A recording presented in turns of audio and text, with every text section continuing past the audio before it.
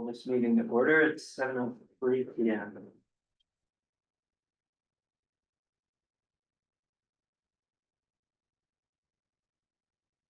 Welcome back, everybody.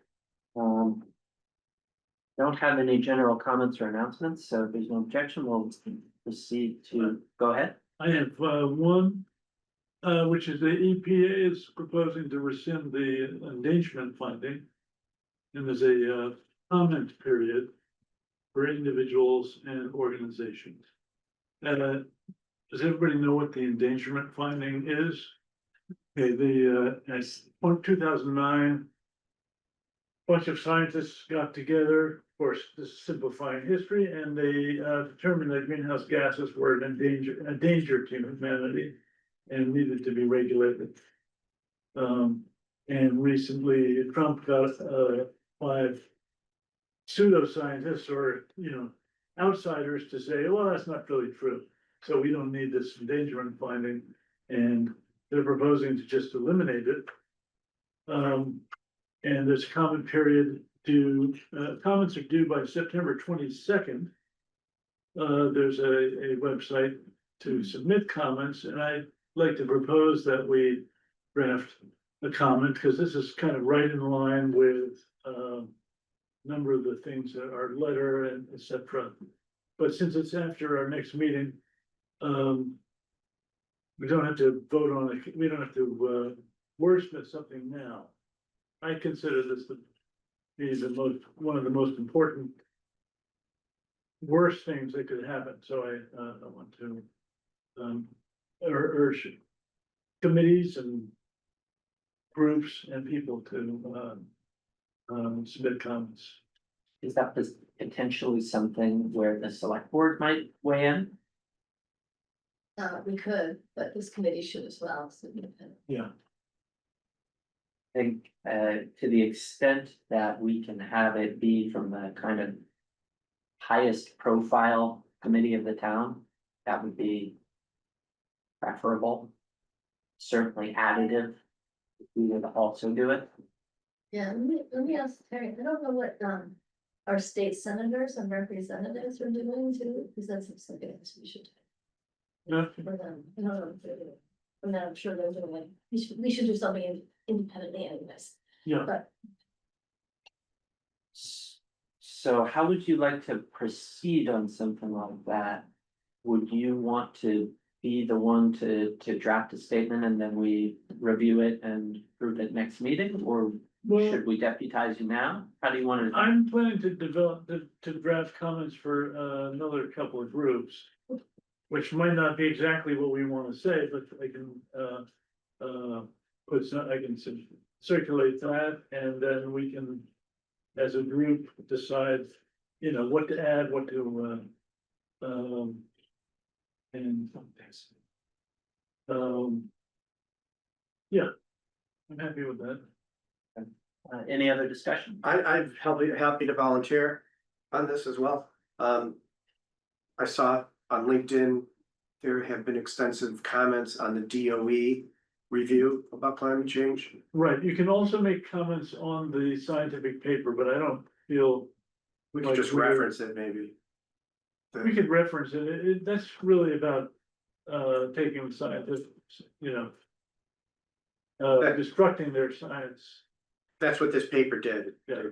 Basically, Right, they refuted most of the things in the DOE report yeah, that the EPA is trying to rely on for the Right. to pull back the endangerment system. So but really, the National Academy of Science should I'll drive science policy Yeah. in some way, but this is about. And the other comment I wanted to make was based on, it's not in the agenda, I sent around an email the other day about some of the. And I didn't send it to a list, but it didn't include, Shannon wouldn't have seen it, I don't think, about what changes from Mass Energize and the possibility of attending a training dealing with this social media toolkit. And I think it'll be next week. We can find a day if anybody wants to anybody wants to, get some training on Canva and this social media tool, they could join me for that. Would you be interested in that? What kind of social media? Well, it's, we want to be, so I'm talking about the nonprofit I work with most of the time. We want to be sharing, campaigns about, sustainable actions. Be it heat pumps or, anything. And, we're gonna have a staff person generating those, but within a community, one of our communities, and Concord is a community that subscribes to that, we can learn how to, brand it and use it, and, also use the same tool to schedule whatever social media we want. We haven't been doing that. But, it's a good way to outreach to people to sort of, keep, the message about, doing things towards our climate action plan, et cetera. So it's an automated software. Or, Yeah, Plannable is a scheduler. Canva is graphic design program. And the two work together. sure, Okay, I will, I'll get back to you and, we'll pick a date that works.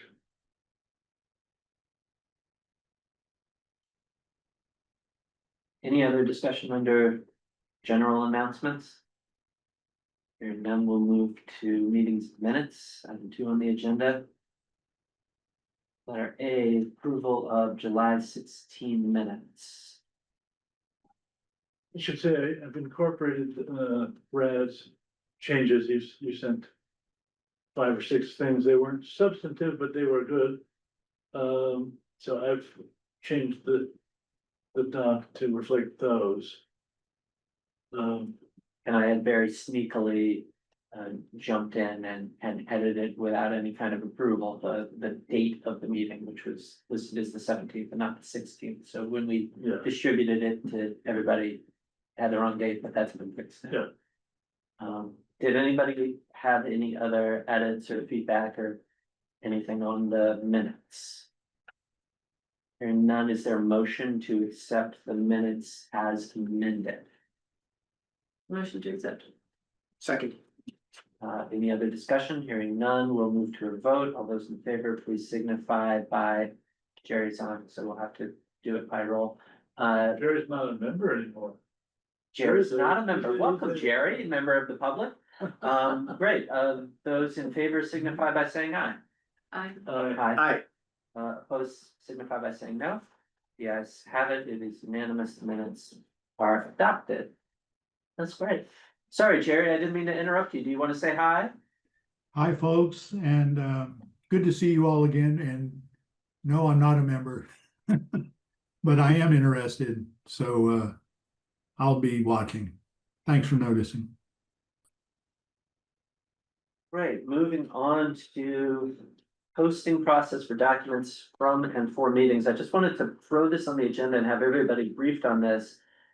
Because it has come to our attention that there is a better way of sharing documents. So Shannon, can you walk us through sort of what the preferred process would be moving forward? Yeah, and I'm not totally sure what Eric was doing for you before, but I would think he would have been storing files within our sustainability documents. So if you all have items that includes the minutes, or maybe there's a presentation for the meeting, you can send those to me in advance of the meeting, and we'll put together a little meeting packet like we did for you tonight. And rather than those being sent to the town clerk's office to be posted, really because the town manager's office is still working with this committee, it's better for us to store those files and post those on your committee webpage for you. The town clerk's office really just does posting agendas and posting minutes, which they by law have to timestamp and file in their office also. And so when we post an agenda, would it be a best practice for us also to include a link to that site? So that a member of the public seeing the posting would be able to access those files as well? Yeah, so what you could do, because the individual meeting packet link will change every time, but you could just link the, for example, Climate Action Committee meeting documents landing page, and that, you know, could be on every agenda for people to get to. That link won't change. And it's preferable, to clarify, it's preferable to be doing this prior to meetings. Yeah, I think really that's for your benefit, so everyone can try to see materials as far in advance of the meeting as they can. Right, so if we are producing anything in the future, we'll send those documents. Specifically to you, get them posted there, and then we also don't necessarily. Have to, although sometimes we'll want to, if we're wanting people to like review something or do a markup process or something. We won't necessarily have to share everything to the whole distribution list when we're sending the document. We could potentially just, for a meeting packet or something, send it at you and not everybody. Yeah. Yeah, and when we are producing documents in a meeting and have an obligation to retain those and make them publicly available, we should also be posting them to that page as well. What sort of documents are you? Well, like say, Thinking say we're doing a markup of a letter in the meeting.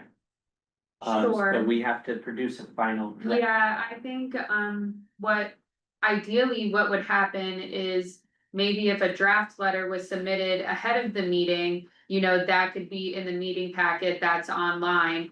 And then if you make edits live to the document, really those are reflected in the meeting minutes for the meeting. Okay.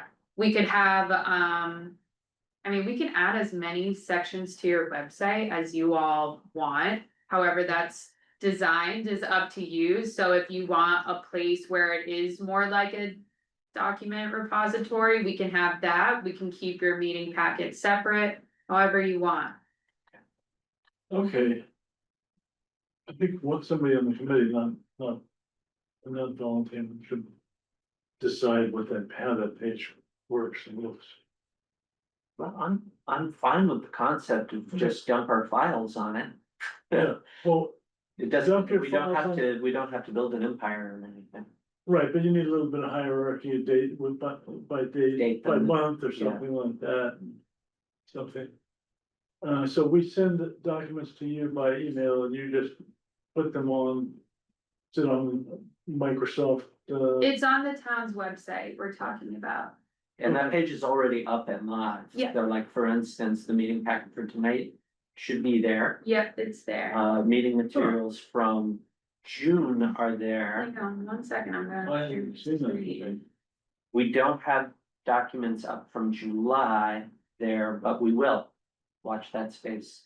So we'll Okay. throw the Okay. relevant stuff from our meetings there too for completism. So there's my screen. I'm on the Climate Action Committee webpage on the town website. Yep, I made this subpage called meeting Meeting materials. materials. okay, So I'm just putting the meeting date next to the title. And we can sort it out by, you know, January to June and June to December, or do a whole year, you know, there's plenty of different ways to sort the, so those are meeting packets. yeah, I think it should be in, meeting materials, okay. yeah. And then, if we have other. Yeah, like for instance, the consultant, the scope of work for the Mhm. climate consultant, I commented on that and I sent it back to Megan. I don't know where that ended up. I think she tried to work through all of the committee's comments, and then, I mean, Brad and I spoke before the meeting, I think. We weren't exactly sure how we were getting the meeting documents for tonight's meeting out, so I sent Megan's revised draft back out at like 4 o'clock today. Okay. But my understanding was So I should she, have got an email from you? yeah, Okay, I have not been paying attention to my phone. yeah, no, that's Okay. okay. When there's kind of a live ball like that one where we are in the middle of a markup. We're not necessarily gonna be producing There it is. result from each individual member's markup. Those will be compiled in the Yeah, office. they have to be Perfect. compiled That's good. by a town staff member. But I just didn't know where all, so if somebody submits comments though, you don't want it to go there, do we?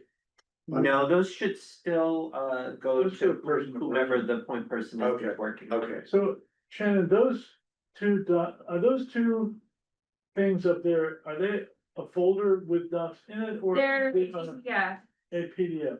so So- here's June. To the extent that we update, so let's suppose we have September up there, but then we update. We make some last minute updates, I update it. you just update the PDF and it comes up there, okay. All clear. So moving forward. This will be the practice that we will try to follow, and we'll see how it goes. Yes. And so where we have something like attachments to minutes that we just approved in July, the expectation will be that those attachments are part of the minutes or alternatively, are Yeah, we they can- posted to there? Yeah, I think we can put it there. Do you, in the meeting minutes, are you deliberately saying attached to the meeting minutes? For July, we did. Then I think you should attach it to the meeting minutes. Okay. Otherwise, if it's a document that you reference during the meeting, I think it's fine to just live on the meeting packet page. But if you say you're attaching something to the minutes, you should attach it to the minutes. Any other questions or discussion on this? Where, is that under, where's that? Subheading? For the attachments. Are you on the climate action page? I'm on the town committees page, so if I go to our So yeah, committee, it still just gives oh, you're in the agenda center. the agendas. Go to government. Yeah, And I'm then under gonna there, there's a navigate on meeting. the screen for you, so Just, yeah. If you're at the yeah. top of the screen, you go to government and then press boards and committees. So you can go right to climate or the C for A through D. Okay. Yeah. Otherwise, where you just were is referred to as the agenda center, and it's just agendas and minutes that are going to be found there. So you have to go to the actual committee webpage, which is under the boards and committees government tab. So if there, So yeah, that's it. So then you just press that tab on the left. if there are attachments to the minutes. Do they just get attached to the PDF file of the minutes? Yep. Okay, got it. Just gotta get that right. Okay, Right, anything else under this? All right, let's move on to item C, upcoming meeting and event dates.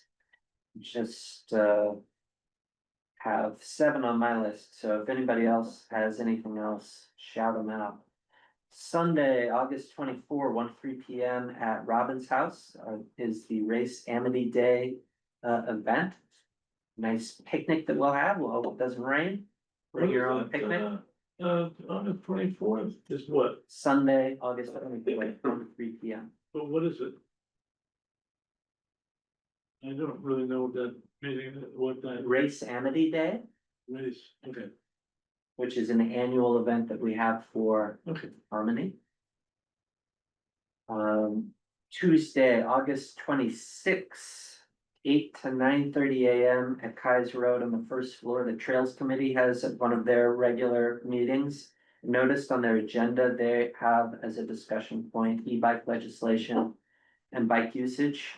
So this may be of interest specifically to our Mothers Out Front members in the public audience. That's not already on your radar screen, you may want it to be. May also potentially be relevant depending on the nature of what the Trails Committee wants to talk about. It may be relevant to our future planning on our climate action resilience plan. So it'd be nice for somebody in the room to have coverage there if possible, or to watch the video after. Saturday, September 6th at the Mill Dam is Ag Day, which we will talk about in just a few minutes. Wednesday, September 10, 12 p.m. on Zoom. The MAPC Climate Resilient Playbook webinar, which Megan is going to attend. I will probably attend it as well. I think that will be a useful tool moving forward for communities that are particularly interested in climate. If I think if anybody here wants to attend that and needs help finding it, let me know, I'll send you the link. Saturday, September 20th, Fowler Susan Edwards Richmond is having an author event on her kids' book, The Great Pollinator Count. It looks lovely. They'll be outside if the weather allows. Sunday, September 21 is Sunday, which we will talk about in just a moment. Additionally, from 4 to 7 PM at Farrell Farm is the annual Stone Soup. A lot going on that day. And then I would like everybody on the. So what day, September 24th is the? September 21. Oh, that's also, yeah. And I'd like everybody on the committee members to just kind of hold the date if you can. Having more information for October 18th, where the town clerk is going to have a relevant training for our committee work. More details to come on that, but I'd like you to save the date, and I'd like members to attend the ongoing trainings that we're gonna have throughout the year, run by the town clerk. The first one will be October 18th. Does anybody else have any other events or meetings that they think we should all know about?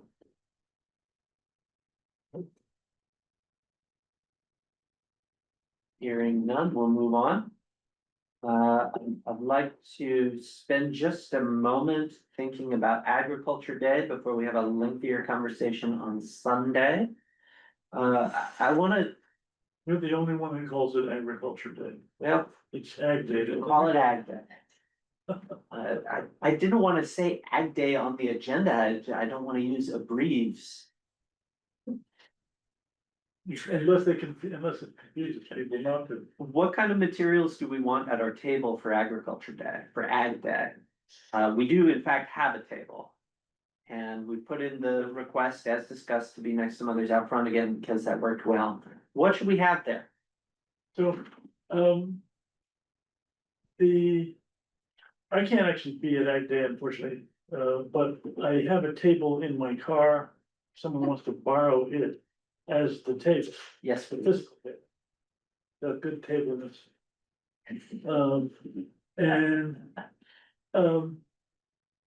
I'm, for Sunday, I'm planning to put together some posters. And I was gonna talk about that next, but I would like to try to have some of them ready for Ag Day, and promote Sunday at Ag Day. But I'm envisioning posters on climate action plan and the project to update it, just for people's knowledge, and also emissions reduction of EV and heat pumps and residential solar adoption. But I don't know if all of those will be ready for Ag Day or not. But I'd like to make those as kind of reusable posters printed in a way that's resilient to a little bit of moisture and stuff. That was one thing I was gonna propose to happen. Like the sound of that. Are there existing materials? What'd you say? Are there existing materials you've used in the past, like a tablecloth and? We don't have like a great array of materials, tablecloths. I thought Eric left a box of some stuff for us that is meant for. Like tabling at events. I do not, I haven't looked through it yet, but I can send you all an email and let you know what is there. Yeah, great. Did that brochure that I marked up with Janet ever make it to the artist for a new I don't think print? we ever printed new ones. I'm not sure if we ever, I don't. Might not have time to do it for Ag Day, but certainly by Sunday, if you Sure. want to revisit it so that we have something that somebody can walk away with. There should be Right. something that the person can take in hand. Yeah, that'd be nice. I guess that means we gotta get around to doing that. Yeah. Yeah. Shall I send that back to the top of your inbox so you don't have to search for it? you could, and so if we want to, get a graphic artist working on it, we'd have to, be able to pay the person. There's a person who did it before. Oh, it used The to be- Sustainable Energy Committee did a brochure Yeah, about electrifying a house. exactly that, yes. Okay, And we worked with our graphic artist named Tammy. She at least did the figures. I can't remember who did the overall, The you printing. know, text goes here and stuff. But it's not hard to do. could that brochure be resurrected? Yeah, sure. We have it, we have the material, we have the I mean, files for That's that. something that probably still up to date, I would think, the more it was. Well, even better, we we've have a lot looked of through shelf it and Yeah. produced a set of edits to Yeah. get it perfect. Okay. Yeah. So put that in my inbox and I'll check something. Any other thoughts on things we should have there? No, I don't think we should try, you know, Ag Day is about food and stuff and, you know, if someone comes by. Well. Yep. Good to talk to people about actions they can take. But, What about, just I know the, state, the farm, prison farm here? I know it's state, is that state property? yeah, Okay, I was thinking anaerobic digester for ag day, for farming waste. But I guess there aren't very many cattle farms in Concord any longer. no. Horse manure won't work, it's gotta be cow manure. Directions institute. All right. Brad, do you wanna take it away So on? now, do talking you about want to get people to sign up for shifts for Ag Day? I or- do, but we don't have to, I'm mindful of the time. Yeah. So we don't have to do that right now, Okay. and I can do that person to person later. It's also sometimes useful to borrow an umbrella. Or, you know, like and maybe Mothers Out Front has that and we can kind of sneak a little bit under their umbrella or something if we're nearby. We But had it, something that every now and then that day is like wicked hot. we were under tent last year.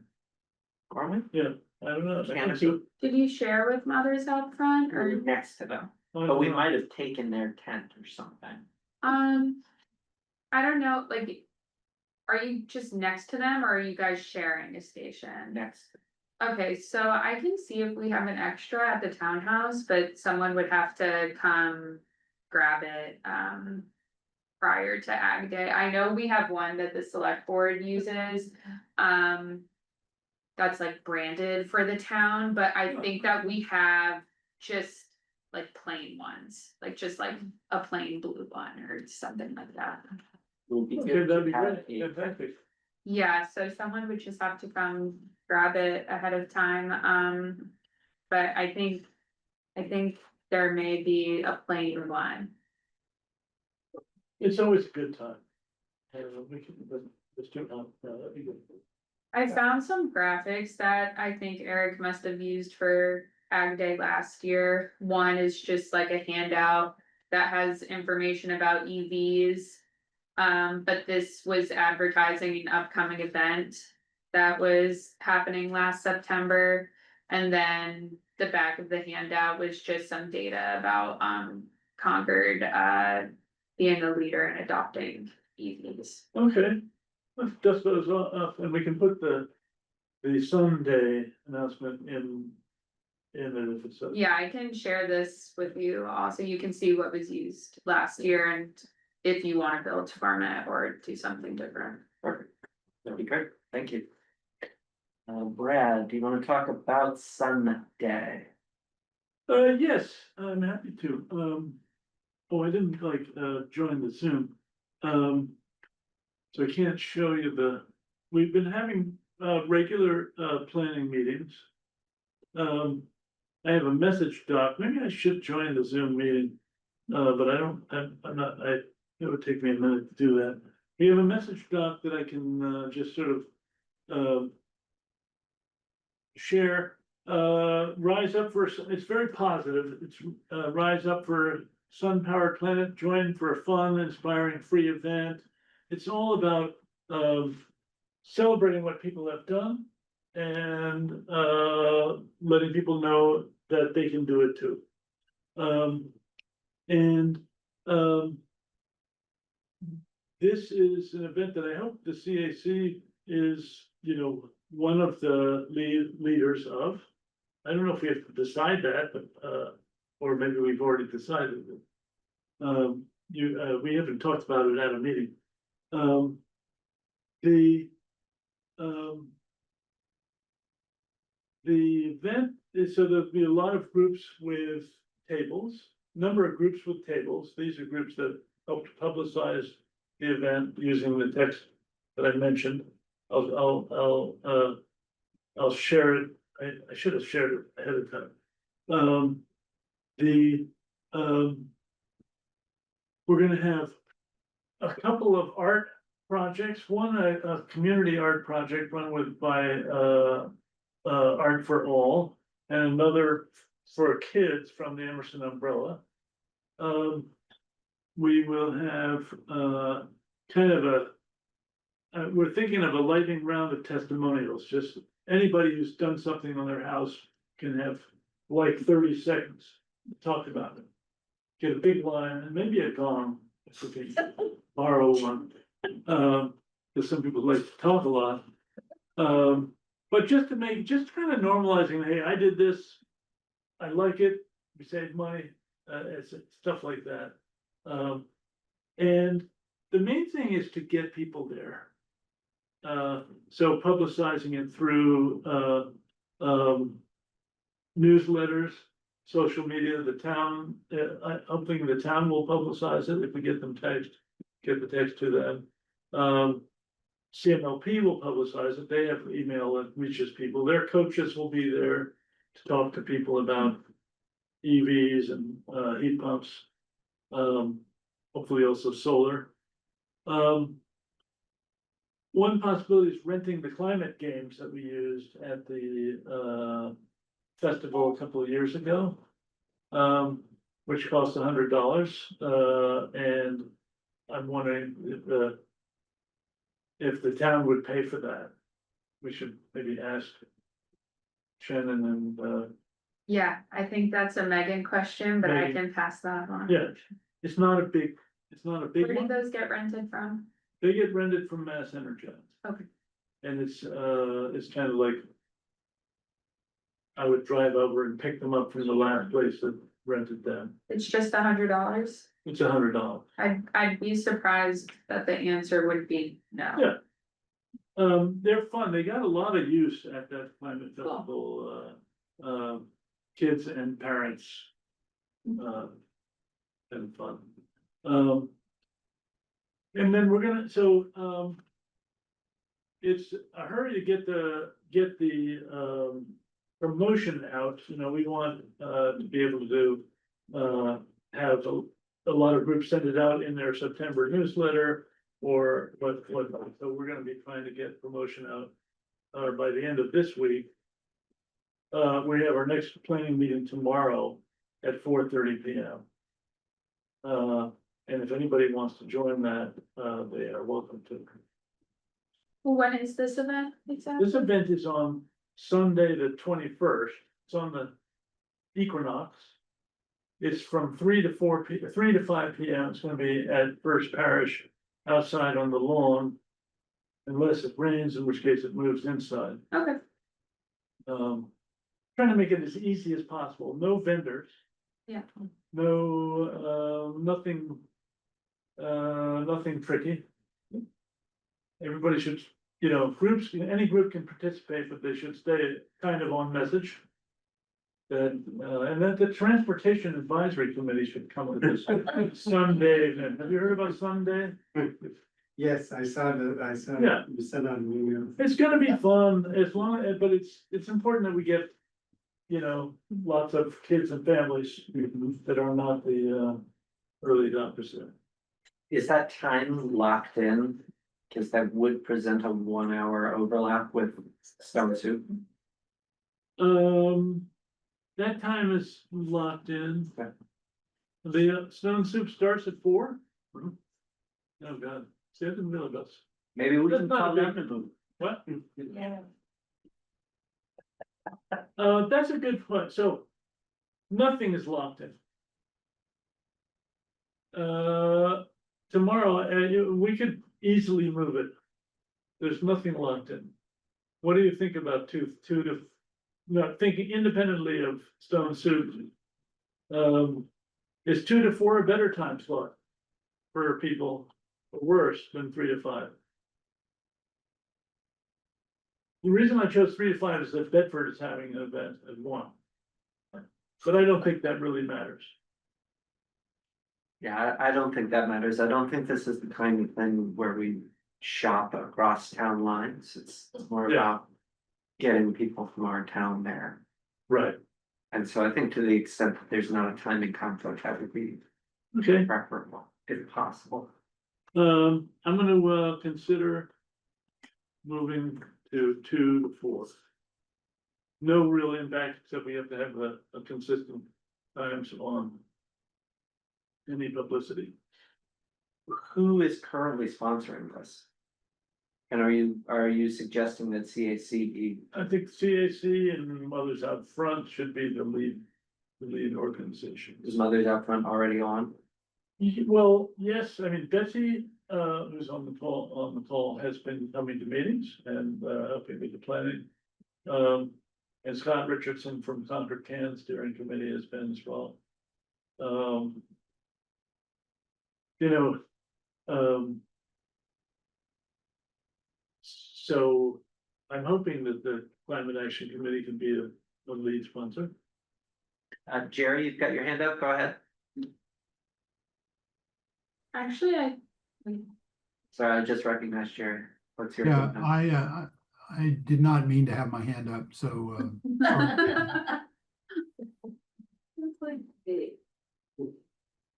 Is that your hand? It's not, no, it's, I think it's the Whose mouse, hand is that? I think it's the mouse of that computer. I'm like, it's a funny. Yeah, that's it, that's why I was like, actually, I don't think that's There it his goes, hand yeah. up. It's not. Okay.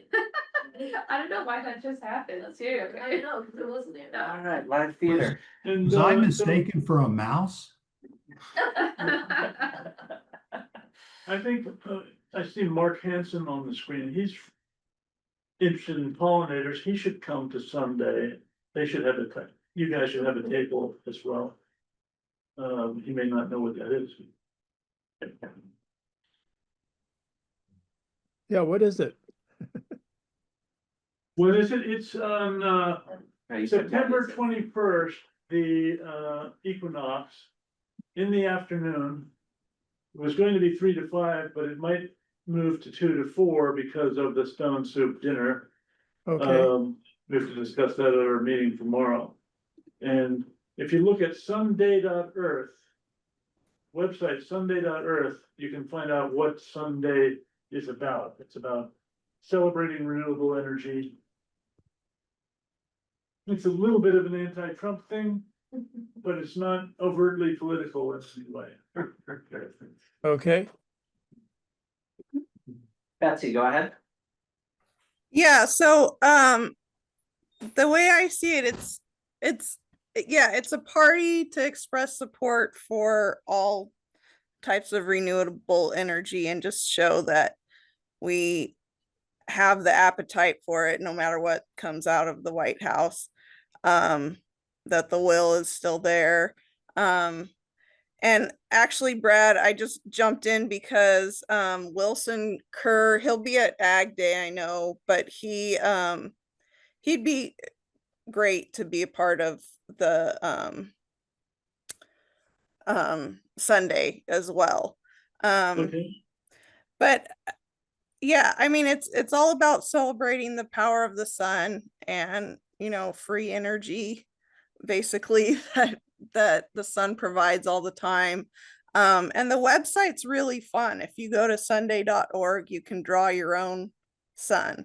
And it's just that's just a little interactive activity to go with it. But it kind of it reminds me of the Cooler Concord Climate Fair. It's a similar, it seems like it's kind of the similar vibe.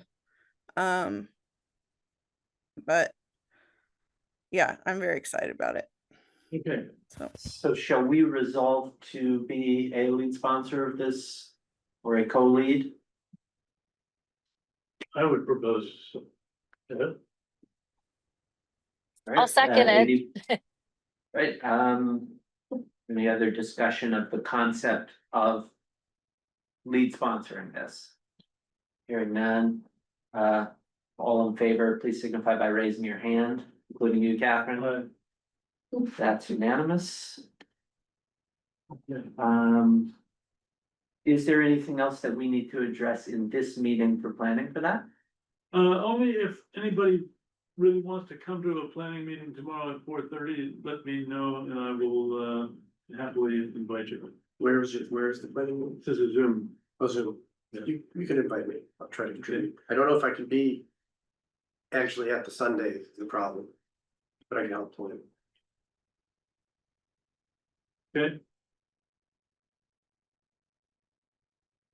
Great, let's move on in our agenda then. Just want to note the time, we're currently 10 minutes behind schedule. Item 3, CSE chair updates. First item on this, reminder.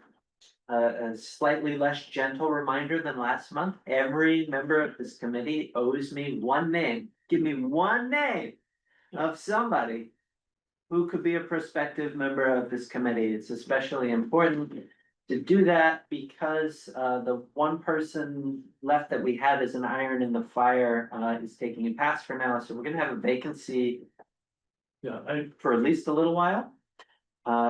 You have one more month. I gave you 3 months. Give me one name in 3 months. Nobody's gotten me a name. Give me one name I reached in the out to next somebody month. today. Every single member of the committee, give me one name so that I can network those out and try to secure full membership. And so that we'll have some prospects, so that we don't have a problem next year. I'd like to do a state and federal government update because we bumped that time last month.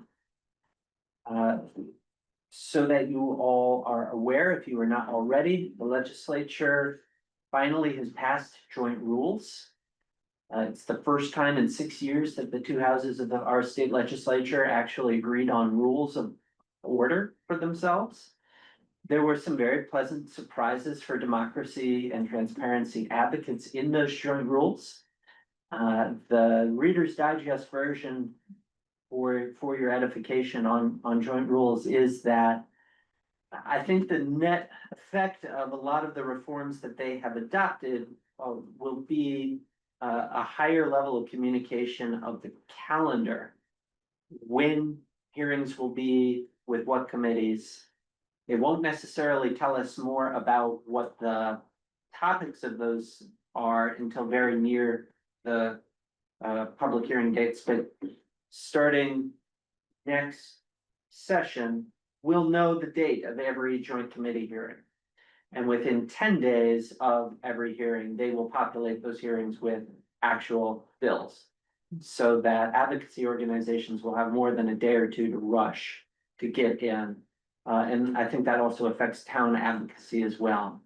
To know with 10 days notice, as opposed to 2 or 3, should help us tremendously. The other net effect, I think, of the changes that they're making to the legislative process and calendar should cause for a bit of a smoothing of the legislative process so that there will be a longer window of activity and less of a logjam at the end of July in the even numbered year. There will still be a logjam in July, but there are some relief valves that ensure that when there is a conference committee bill, as there was on the climate legislation last year, July 31st does not become a problematic date. If a conference committee has been formed, the legislature will be able to recall formal session with summer into the winter, even after the election, right up to the last day of the two-year session to deal with conference committee business. So there's still a lot of problems. There's still a lot of moral hazard involved in creating problems and then proposing novel solutions to them. But these rules should be better and provide more clarity for outsiders like us who are trying to affect positive changes for the town of Concord and for our climate in state legislation. The budget was delivered, not quite on time. It was passed by the legislature June 29th, and we did have to continue under a temporary budget for a few days while the governor sat with it. Important for us to be aware of from town budgeting and planning perspective, there is some wiggle room built into the town, into the state budget. Understanding that there could be cuts coming our way from the federal appropriations process. It built in about $800 million of wiggle room in a 50 billion plus budget. That's not really probably enough wiggle room. It's good news that they're planning a little bit for a rainy day and that they're aware that there could be budget cuts coming, that there probably will be. Some things to note about our state budget though, as soon as they passed the regular budget, they filed a supplemental budget because they needed to, because they didn't actually pass a full budget for the year. It left a lot of work unfinished.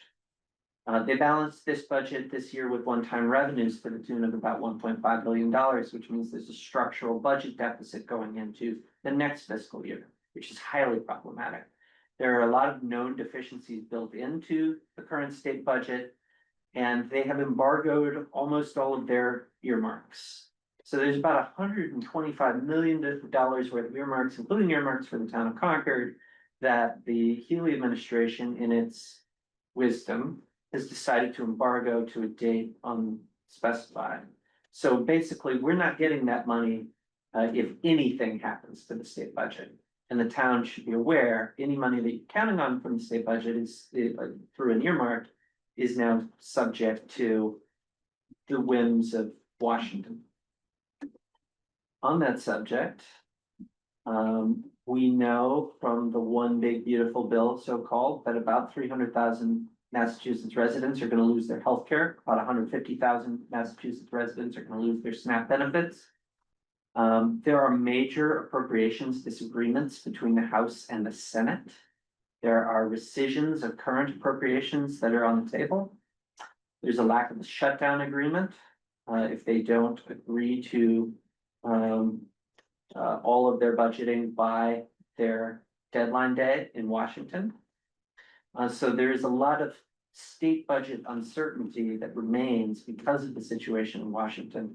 Current early appropriation texts, especially out of the House, but truly out of both houses, are so bad. And the disagreements between the two chambers are so far apart on our environment that they really defy any kind of simple depiction, but we should expect them to be bad. And we should expect there to be consequences for our environment that we will be hoping that the state will fill with fewer resources and that we may have to fill on the local level. So it's something to be watching. We mentioned briefly in the last meeting that there was a $3 billion environmental bond bill that Governor Healy filed. The bill number is Senate Bill 2542. It had a public hearing actually on the date of our last meeting, July 15th. In that bill, in the governor's version of that bill, it will now be reviewed by the Joint Committee on Environment, Natural Resources and Agriculture. There are $764 million in bond authorizations proposed for DCR properties, $505 million in clean water infrastructure and PFAS mitigation. That's earmarkable funding. If we have any issues that might concern town water resources or neighboring town water resources. Slightly more than $401 million in inland dam and flood control projects, and a huge ramp up for the MVP program $315 million proposed for that. Again, earmarkable. One of the things that's always included in the environmental bond bill is language around composting. Generally, this is for the cleanup of landfill sites, but that is also earmarkable. So as our townhouse staff and as our select board are thinking about next steps on composting, realizing that we might not be able to do a next step this fiscal year because we don't have money for public works, we may look at a 3 to 5 year window with a bond authorization with multiple places at the MVP program, in the DAR composting line for a pot of money for us to get a phase 2 on composting. So the budget picture at the state level looks really bad. We really ought to take advantage of any bond authorization earmarking we can get. One of our legislators from Concord is the vice chair of the committee that has this bill right now. Another of our legislators is somebody who's got a little bit of juice on the environment. And the Senate is going to be taking a crack at this first. So we really ought to be thoughtful as a town of what projects are we going to look for in that bond bill, and we should get to Senator Barrett and Representative Caldo post haste. So that's something that I think we should discuss in townhouse as soon as we can. And who's we? Well, I had a meeting with Shannon and Megan lined up, but I think that there's also, you know, some thinking that ought to happen at the select board level. I was gonna talk to Carrie about it, but I don't, Megan should be part of that discussion. I'm sure they can talk to Carrie about it too, but I'll ask her. But we should move on this. It's easy to get a bond authorization into one of these bills. It's harder to get the governor to green light it once it's authorized. So it's a 2-step process. Get the legislature to authorize it, the governor signs the bill, and then you actually have a little bit of a heavier lift of getting the governor to agree to put it in for capital planning. But that's a multi-year process, and this is the kind of thing where just about every town gets something if they ask for it. So we should be smart about how we ask for things. Is the composting food waste or is it yard It's- waste or what is So it? Anaerobic digesters? the reason that there is a section in the bond bill for this, my understanding is sometimes you've got issues where you need to clean up a landfill.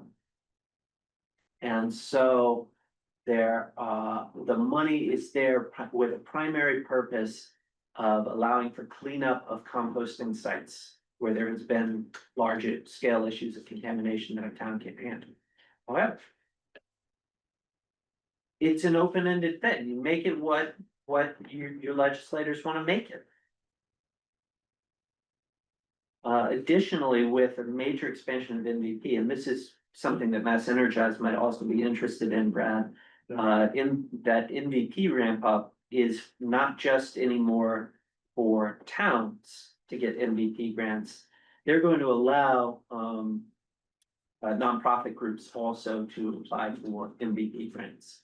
So to the extent that a project may or may not be fundable under MVP, this is going to be prospectively a majorly expanded pie under the MVP program. So there are a multiplicity of options for what we might do with composting. There's not a clean fit. There's not like a town composting line item or a digester line item. But you know, you read the bill, you figure out, can I make it work? Talk to a legislator and see if they'll go to bat for you. What's the timeline? I Well, wonder if it's the kind of thing you could use for an infrastructure project like a geothermal network or something. potential, yeah. So in terms of the timeline, under the new joint rules, it's a Senate bill. The Senate has until the middle of December to report out of committee. With this bill also needing to go to the bonding committee, They'll probably, I would speculate, I'm only speculating, they'll probably wanna move it sooner than December. Move it along in the process to give bonding a chance to look at it too. If we want to start having input into pushing for an earmark, it's better for us as a town to get that in while one of our hometown state legislators is sitting on the committee that's looking at it. But during the legislative process, we can get in with floor amendment whenever the bill comes up in the Senate and whenever the bill comes up in the House. And who knows when they'll schedule a vote.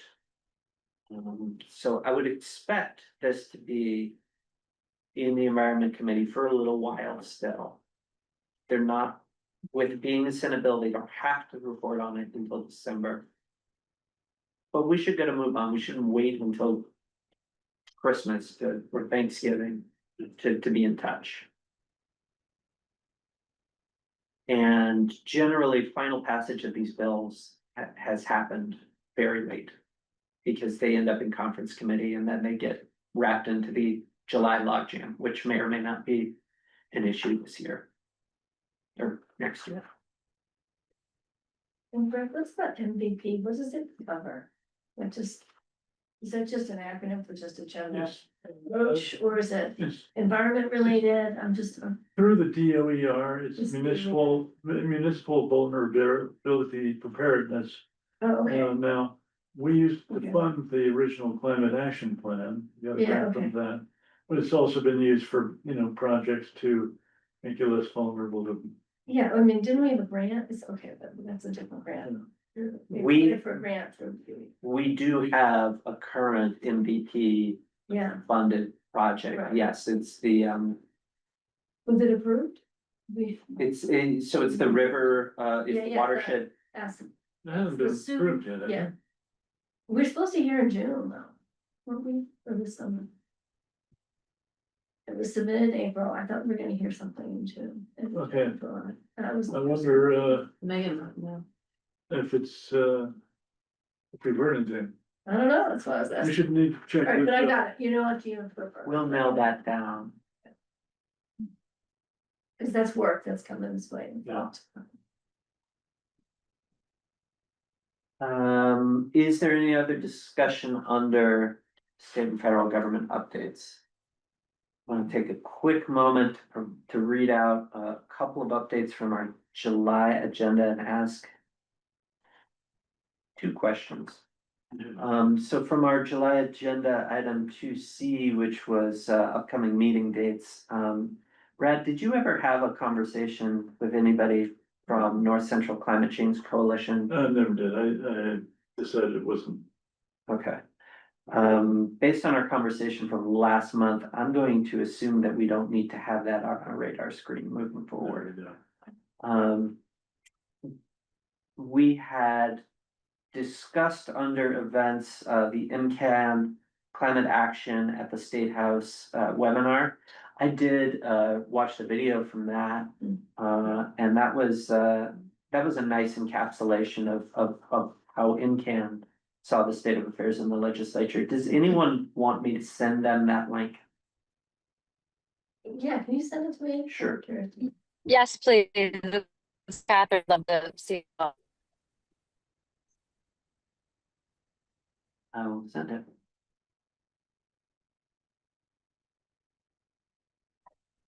And then I wanted to read out a little bit deeper of an update on item 5C. This was under the Climate Action Resilience Plan update on transportation review under the climate plan. Just wanted to let folks know, since she's not available in the meeting today, Rebecca Woodward has been moving along with her piece. There's a meeting coming up on August 29 with Elizabeth Hughes and Steve Dukan, and I'll sit in on that to discuss prior bike and pedestrian safety goals. I'm also hoping that'll be a bit of a forward-looking discussion on bike and pedestrian safety, specifically looking to pin down from our climate action resilience plan, exploring existing regulations and bylaws for opportunities to integrate consideration of bike and pedestrian connections in new or redevelopment projects, public right-of-way projects and capital projects, sort of seeing where we've been over the last 5 years. And again, I'm hoping also looking forward. And exploring potential funding and regional collaboration opportunities to facilitate feasibility study at multimodal transportation networks. To identify where bike and pedestrian gaps exist, identify opportunities to create improved connections based on destination and frequently traveled routes. I think that'll be especially timely given our new transportation funding that has just been approved by the voters. I have not contacted anyone on the committee per our discussion regarding your homework on transportation review, just because I didn't have time to in the last month, but I do hope to this month. I want to keep us moving on looking at the transportation and mobility section of the climate plan. Unless and until we know for certain that a consultant is going to do that work for us, we need to keep things moving forward so that we don't get stuck. Everything else that I have to update on that will cover the relevant parts of the agenda. Any discussion of those items? Hearing none, we'll move on briefly. The chair has been in receipt of statements from the DEI Commission.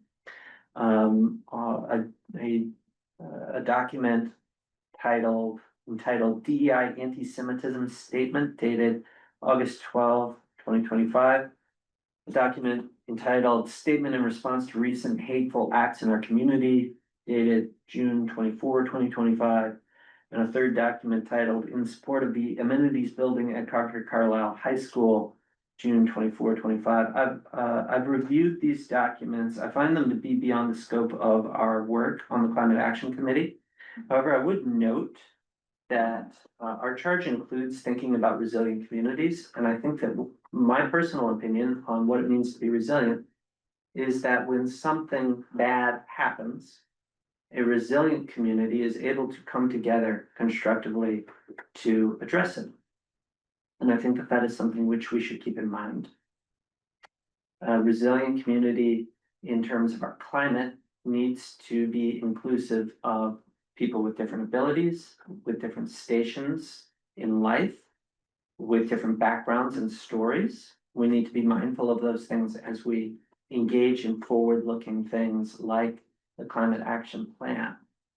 We should remember that things that happen as a result of climate change will hit different people in different ways. We need to be inclusive and ensure that we're engaged with the community constructively, both in the heat of the moment and when we're doing long-term planning. I've been asked to provide these documents to everyone on the committee, and I will provide them to you through our distribution list. We will also keep them on file. Any other discussion on DEI statements? Hearing none, we will move on to item 4, the Deputy Town Manager's update from Shannon. I'll just introduce myself again. I'm Shannon McAndrew. I'm the management specialist in the town manager's office. I report directly to Megan in my role. And soon I will have more capacity to start working with you all more directly, but in the interim, while we were filling a position for the select board, have still been working with the select board. So I haven't been able to fully transition work with Megan yet. Hopefully soon though. So I'll provide just some of the updates from Megan's report. I'm really just going to run through some of the project updates, as I think the rest of her report will take up on other parts of the meeting agenda. So she just wanted to highlight some sustainability projects that have been done in town recently, including the installation of a UV filter at the Beatty Center. And this was installed in the pools to improve water quality, reduce water sewer use, cut chemical reliance, and lower long-term maintenance goals. Our acting building commissioner recently led a discussion group with builders, architects, and residents on the fossil fuel-free bylaw, specialized opt-in energy code, and accessory dwelling units. And Megan is beginning to prepare the November reporting for green communities. And then we also just wanted to highlight some additional resources that can be of use. Megan has launched a Civic Concord podcast. She's been doing those, I would say, once or twice a month, and she was thinking that this could be a potential tool for community input with the climate action plan.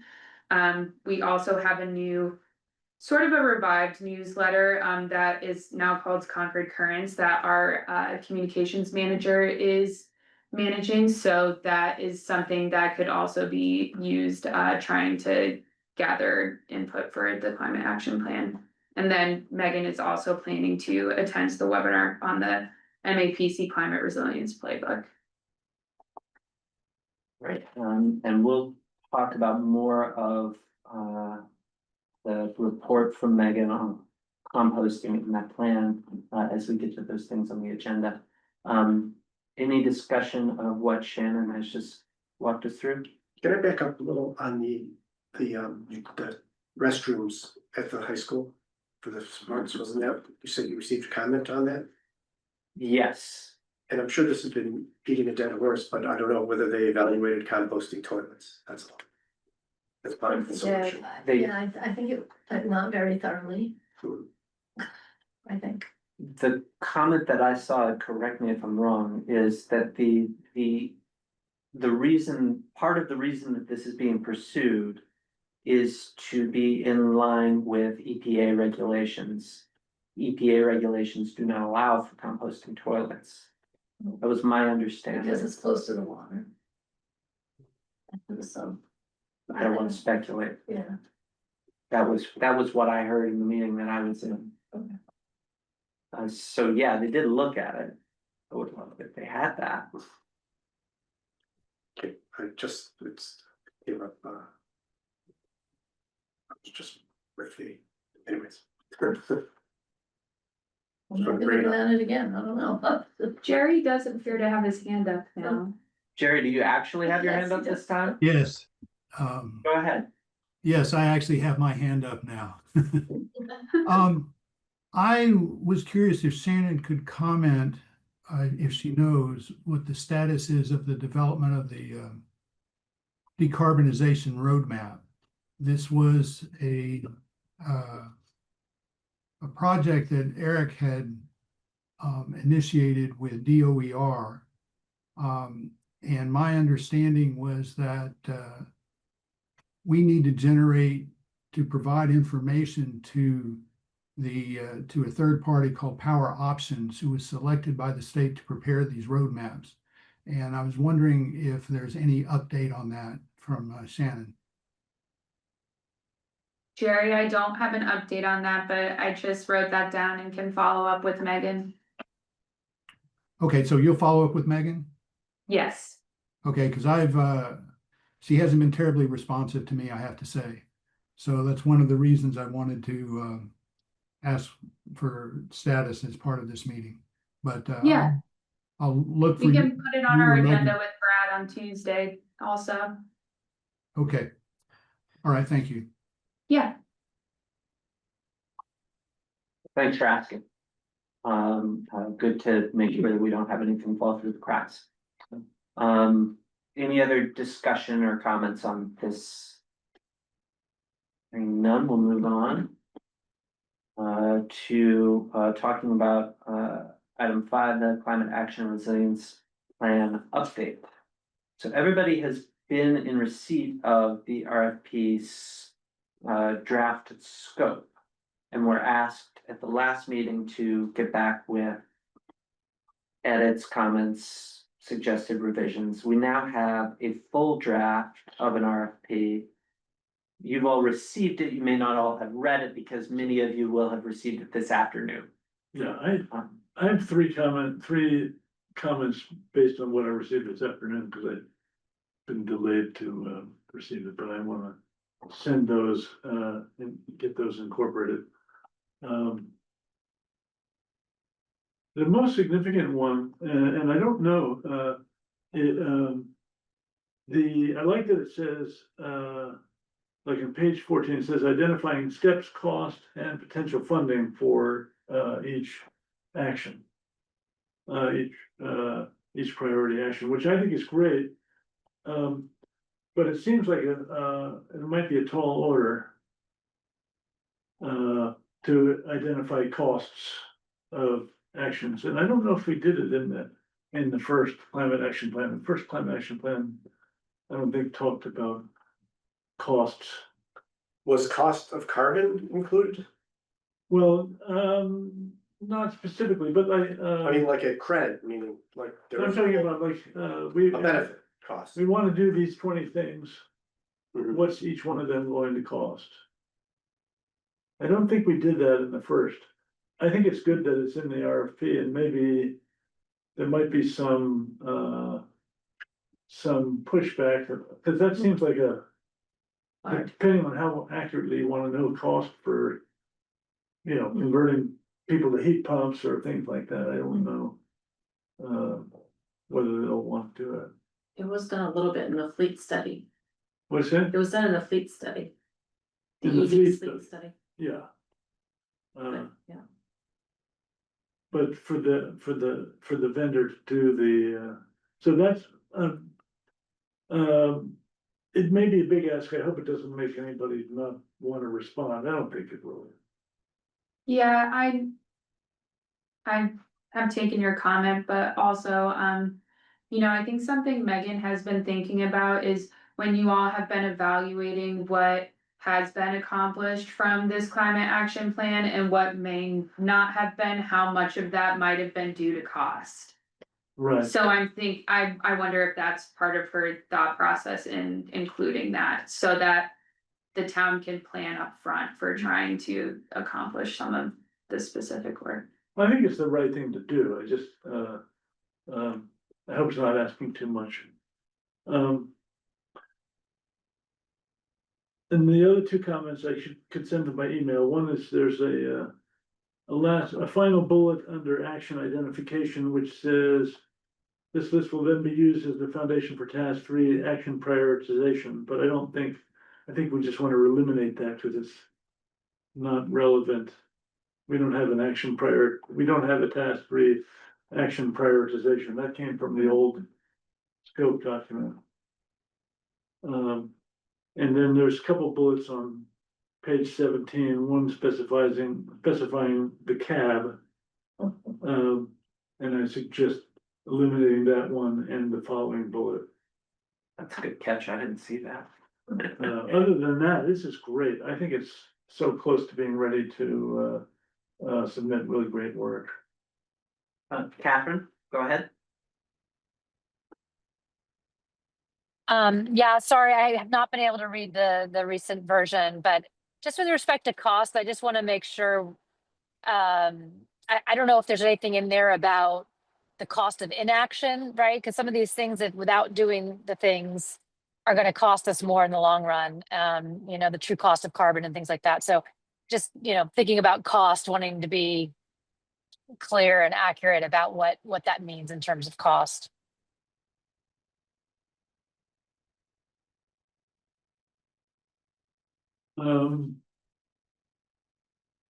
Yeah, that's a tough, tricky issue, Catherine, because the cost of inaction for Concord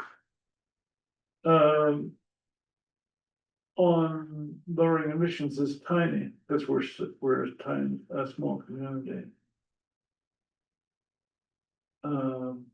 If it's on the emissions side, that's one of the reasons it's hard. Yeah. You're talking about the cost of the world.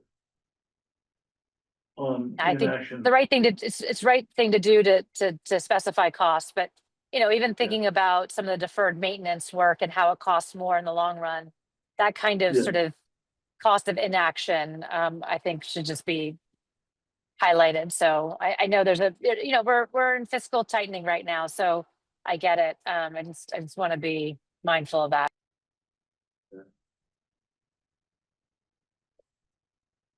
On what time frame are you hoping to complete a markup and draft? So that we can kind of get this out into the world. Yeah, so the finance department has asked to review it twice, so I think they reviewed the same version that you are in receipt of tonight. Then if any further comments came in, they would review it again after that. And then we would be ready for prime time. So Megan's timeline goal was to have the RFP posted in early September with proposals due in mid-October. So shall we all resolve to read this thing? If we haven't already gotten to you with comments. Read this thing in the next week. Fully marked up, back in Megan and Shannon's hands. By close of business on Wednesday next week. First day of school, you get homework. I can resend the Word document version also, Yeah, I'd like to easier read it to one more put time. comments on. But remember, everybody, when you do that, don't reply all with your comments. Yeah, just send it directly to Megan and myself, please. Great, any other next steps that we should be talking about regarding the RFP itself? Or is that pretty much, you guys have it handled? I think we have it handled at this point. We're pretty close to it being in, yeah, next steps all with staff. Now, Megan had, go ahead. We don't need a CAC member to come to the finance committee when they review it. Is there any reason for The that? finance committee won't review it, but I think were you just about to discuss the committee for interviews? Yes. Yeah, so we can go ahead. So Megan had inquired. What level of involvement we want and who do we think should be on the evaluation committee? Once we put this RFP out into the world and we start getting prospective contractors applying, responding to it. What should the evaluation committee look like? How many of us should be there? Who do we recommend who are not us to be there? There are implications if we have multiple members from this committee on the evaluation committee. We might want to deal with those implications. If we have multiple people from this committee, you know, we'll have to be posting that as a public meeting, taking minutes. Even if reviewing there are those. two? 2 is a subcommittee. Okay. So what I floated independently without checking with anybody, you all can shout me down if you feel differently. I think it would be fine for us to tap one CAC member. And instead of having multiple of us, have multiple people from multiple committees. Like maybe Yeah. if there's a very interested person who keeps coming to our meetings from the Transportation Advisory Committee, said. Or, you know, we've talked about empowering and lifting up some people from the Natural Resources Commission. Maybe we have a member of the Natural Resources Commission have a hand in this on the evaluation committee. That's my thinking, and that gets us around the issue of this being a subcommittee. What do think folks think about that?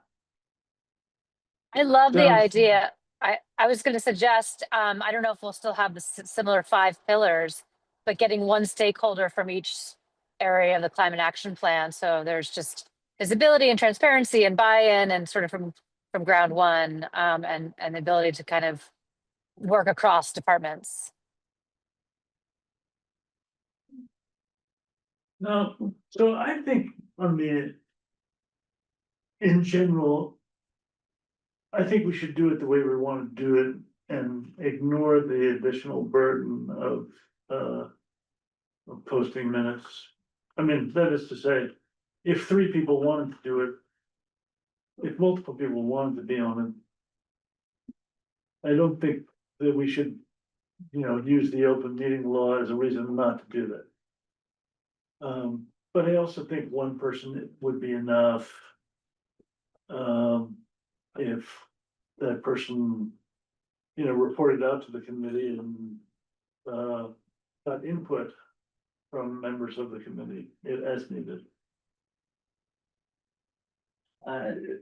Other thoughts? How many people are we looking for here? I don't think there's necessarily a right number, but you just wanna think about not having too many, because that could just really increase the length of interviews. Yeah. Who is managing this once it's awarded? Managing the Contractor. contract, that would be Megan. Megan, okay. Yeah. It was, it was, the press down the road and through the transportation committee, but just speak for myself about the O&L side. I would definitely check with the town clerk because, it really doesn't matter how, my understanding is it doesn't matter how a group, multi-member group is created, for a public purpose, but if it, one exception to the, public body is if the group is formed to advise a town officer, public official on something that they could decide themselves, then that is not a public body. So in other words, if Megan or the town manager were the person who actually awards the contract, they might be able to set up a group just to advise them. But if it's for the climate action committee, anyway, we should check with the town clerk. I would recommend about the options of a group versus an individual. And if such a group were to want somebody from the Transportation Advisory Committee, hypothetically, Somebody would be available. somebody but not you, okay? Maybe me. Not ruling myself out, but depends on the schedule. This is something that the select board has put public voice to. Would you want to ensure that you were a part of that or somebody else from the select board? Well, I think you need to have the right people who can weigh in on the RFP. I haven't even seen the RFP yet, but. Is it available anywhere? Cause I can find it. It's now on the website. It's on Yeah, that so website. actually what I was just going to say is you don't wanna put this out in the ether before you release it, because that would give people a advantage to preparing the materials. It's in that meeting packet that you. Yeah, it's not in the one that I posted online. I see, okay. Yeah, so, yeah, I thought about that once I sat down in here, so, any document that you're working on is a public document, and anyone at this meeting who's attending could request the document, but we're just not going out of our way to make it available online at this time. I think based on what Mark just said, and I trust his judgment on that this is not it's likely not a subcommittee of a couple people. Check with the clerk. For FCI Concord, we were told that it was a subcommittee, and that was the town manager acting on the contract. Yeah, I would check with the So- clerk. Oh, and by the way, anybody can ask a specific question to the Attorney General's Office of Open Government and get an answer. Yeah. Determination, so either the clerk could do it or you can do it. I'm sort of interested in being on the evaluation committee, but, if that's a possibility.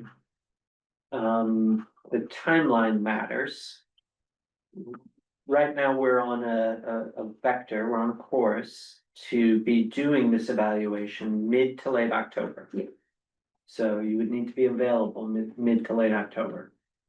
Yeah, and if these were, subcommittee, if these had to be posted as a subcommittee, you'd want to keep in mind that you would probably wanna keep these as in-person meetings only, so you'd have to be available in person so that not, it wouldn't be so easy for anyone to attend the meetings and hear the questions being asked, etc.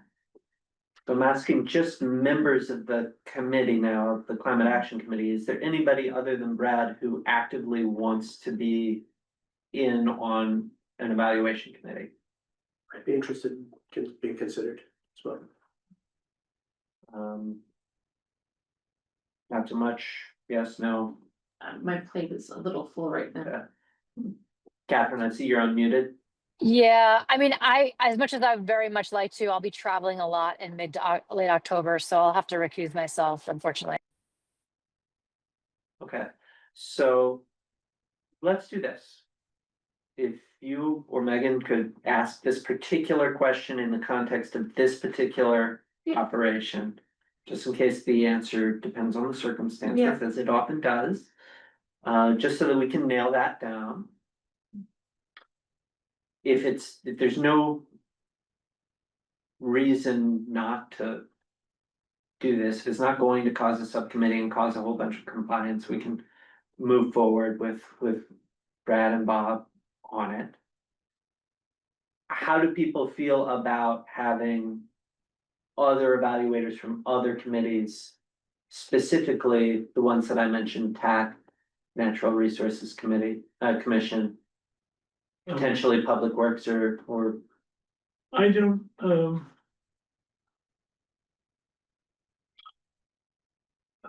it depends on the. I wanna be able to choose, you know, I wanna be involved in choosing the best one, and if you have too many voices, you might not choose the best one, I don't know how it works, how the choice is made. Maybe Megan makes the choice. And we advise her. I think a couple of staff members would generally also be on the selection committee. I don't know, Yeah. thinking out loud, Megan and Jason or Megan and Alan. But the selection committee makes a recommendation. Really, I think it will probably be to the town manager because she is, you know, our chief executive officer on all of our funds. So, you know, Carrie will sign the contract, but it will be managed on a regular basis by Megan. Yeah. any other thoughts? Do you feel Yeah. like go ahead? Yeah, I was just gonna say CMLP and Public Works, if we could get some, it sounds like maybe it'd be from a staff member, which would be good. Do you feel like you have the answer to Megan's question? I think I have follow-up to do and then this can be ironed out at the September meeting, I would say.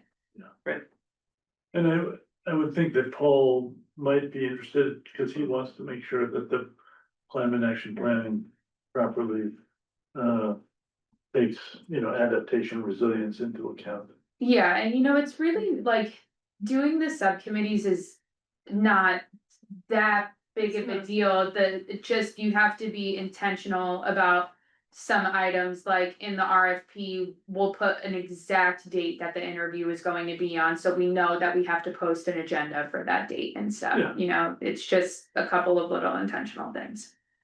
Right. Excellent. Any Are other? there, now, when, with the MCI Concord interviews with potential clients, are those were open to the public? Yes. Anybody could come? Yes, anyone could walk right in. That's, No one did, but anyone could walk right in. Any other discussion under the climate action and resilience plan update for this meeting? All right, hearing none, we're now only 2 minutes behind, which is great. We're talking about compost and Like me to share the slide? yes, please. All right.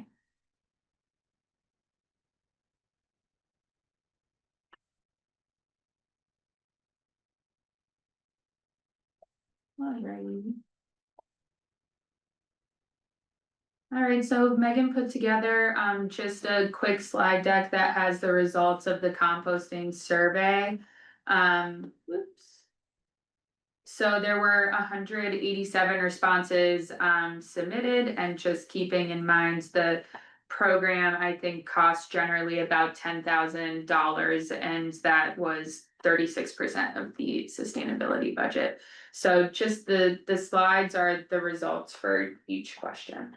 Just to level set on the respondees, Yes. this was specifically targeted to people that were on the list of program participants, is that correct? That's my understanding. How many program participants were there? I don't know that off the top of my head. although some people are not currently using, I guess. Maybe they signed up, but they didn't use it. Yeah, cool. All right, I'm gonna click to the next question. How frequently do you drop off your compost? Once a week being the top answer there, twice a week, not too far behind. Yeah. Also, not much a difference in which location they were primarily using, but slightly more over at Harvey Wheeler. How many people are in your household? 2 was the primary answer there. Makes sense. Have you ever considered using curbside compost from a private hauler? So heavily, yes, I've considered, or no, I haven't considered.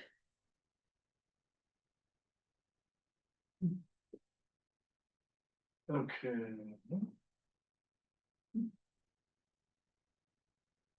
So yeah, good variety of answers for this one also. Why did you use the drop off program?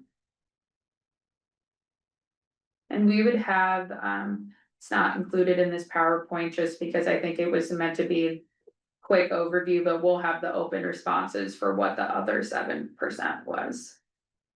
Yeah. Mostly This is single interesting. family. That's a little surprising.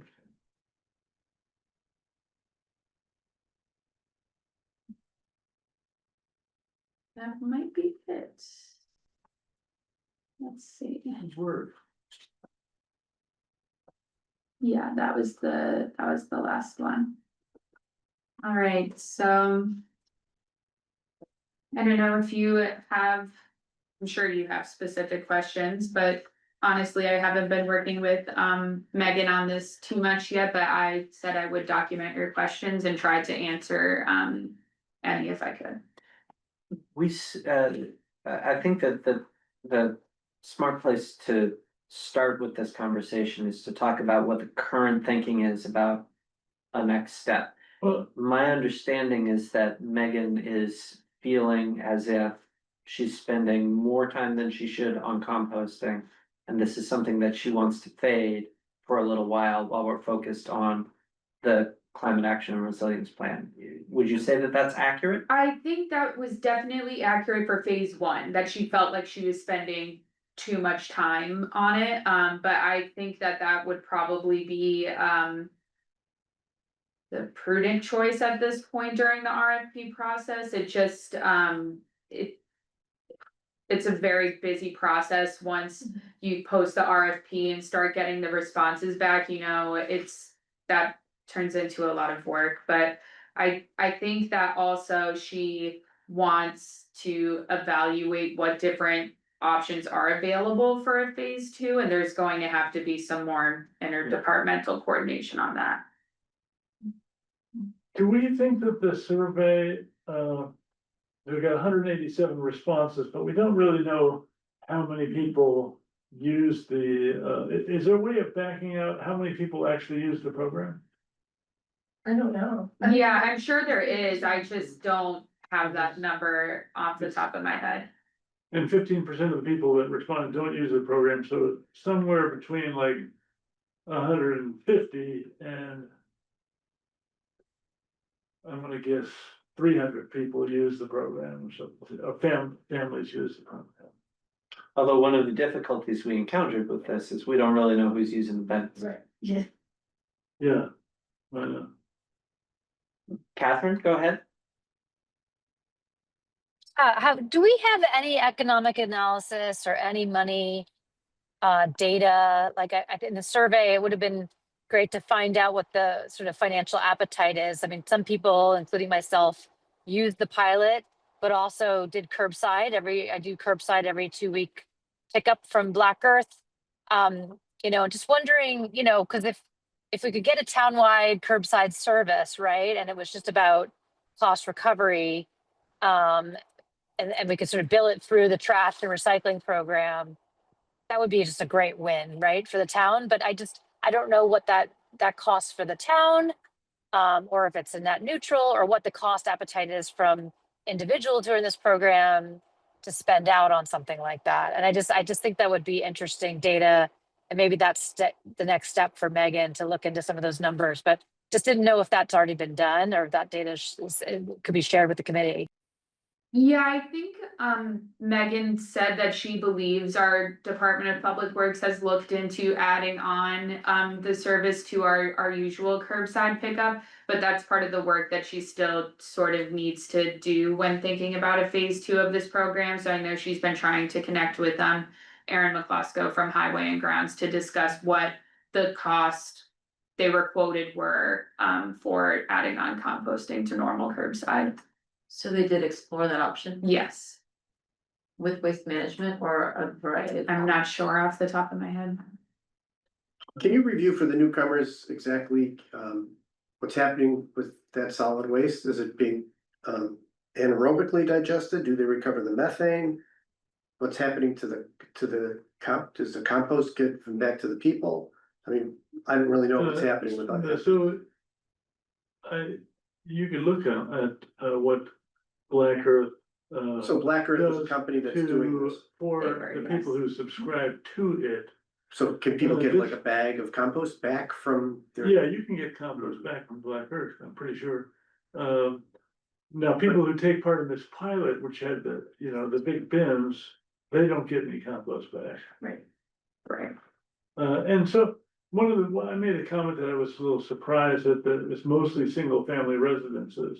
Single family residences could sign up for curbside composting on their own, and it would cost some money. It's not a lot, because it can't be a lot, because a lot of people are doing it.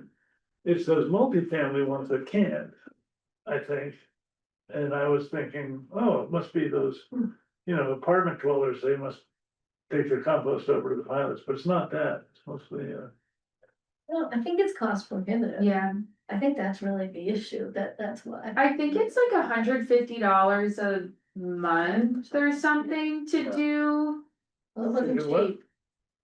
It wasn't That cheap. much, wow. I don't know if it's 150. I think I it's- can't. Let me look it up. Yeah, because Megan gave us some information, didn't she, earlier? You remember her stuff? It about it? depends on how often the pickups are. Yeah, If we're talking about a weekly pickup versus every 2 weeks pickup, that makes a yeah, difference. that's the difference. Oh, yeah, no, it's significantly yeah. cheaper than that. It's like 120 if you do weekly, and that's for I think that's for a year. Yeah, That's more like, 20 per year. That's not bad, no. Yeah, that's not bad. that's weekly pickup. Yeah, I pay 60 some for bi-weekly for every other week. That makes sense. Double. Yeah. So, the data which we have are data that were solicited from a universe of people who are on the list. Who signed up for this at one point, and it skews disproportionately to people who were doing this pilot. What it doesn't have, and what I've been wishing we would do, a little bit frustrated that we haven't done it yet, is to survey the rest of the market. Because where we want to get to, thinking long-term, is scale through the town. So it becomes important to understand, how do you open up new market segment? How do you get the people who aren't interested in the pilot? yeah. What would get them interested? And for me, that's where the price point comes into play. For me, I don't want to spend anything because I compost at home already in my backyard. Big garbage bins. I do Right, myself. So there are some people in the market, though, who would be willing to pay for it. But the price is gonna matter. And I had been hopeful that we could have our students who are interested in curbside kind of step in and fill that void, maybe. I don't think we should make this like a long-term project of studying this. But I think we should investigate. So like Catherine said, she does it for $60 a year for bi-weekly compost. If we. I don't know, I guess the question is, for those households who use the program. Do they know that? Could they do that? Could they just sign up and save driving around with their bags of stuff?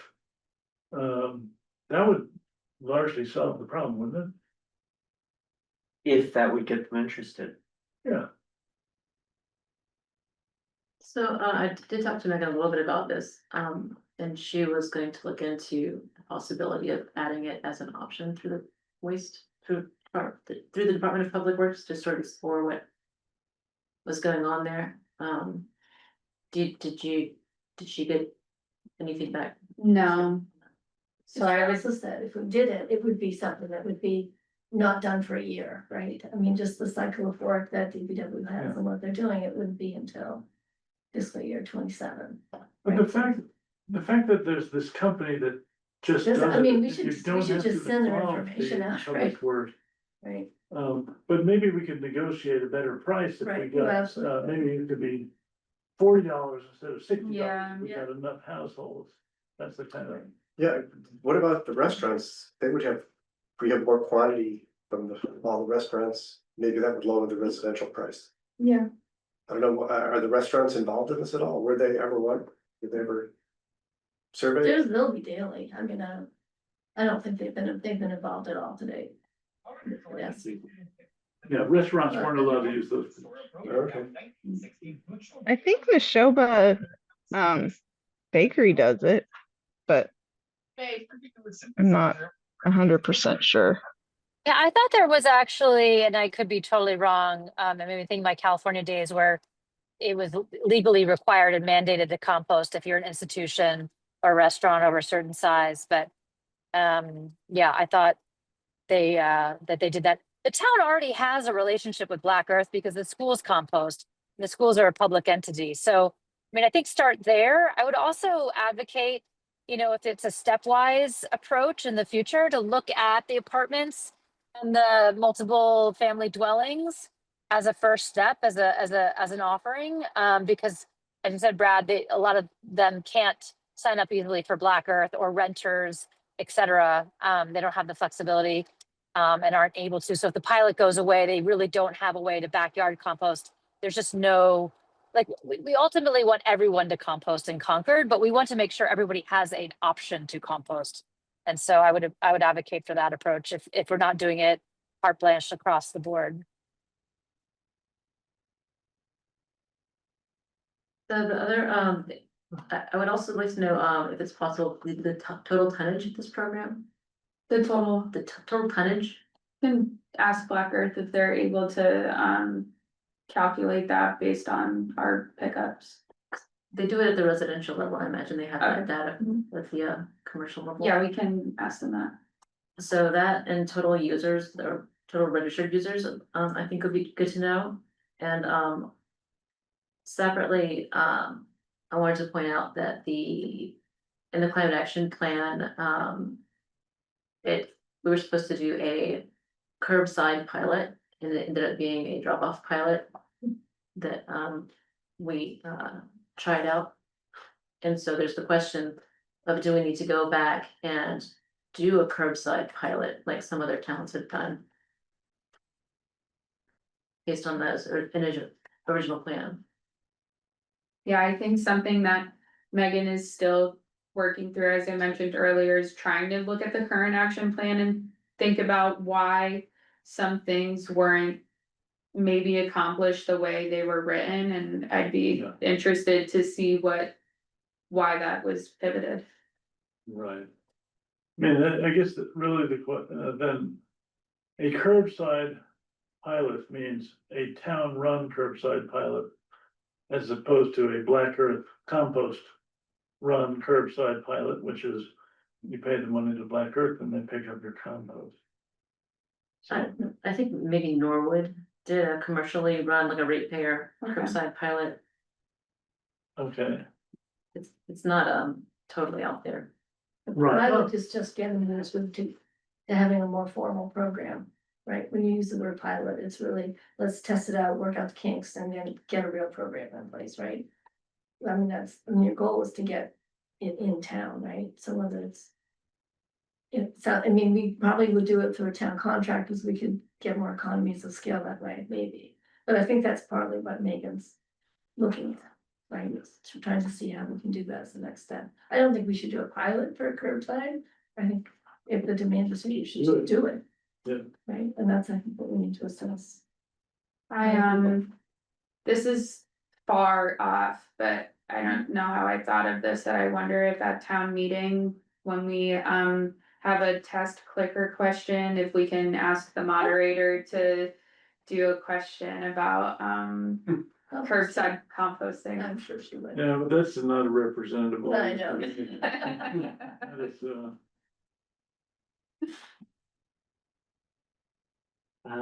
okay, if I could ask just briefly, like lightning round style, maybe for a sense of the committee members. If it turns out that we don't do anything else on composting until next fiscal year, are we gonna view that as acceptable? I wouldn't lose sleep over it. I'd like to promote composting options to the community. But the climate action plan is first and foremost, and there's a lot of very big hitter items in the climate action plan. Anybody with big agreement or disagreement? Well, I definitely think we should prioritize the highest impact in terms of emissions. But to me, the composting seems like low hanging fruit. So why not kind of question?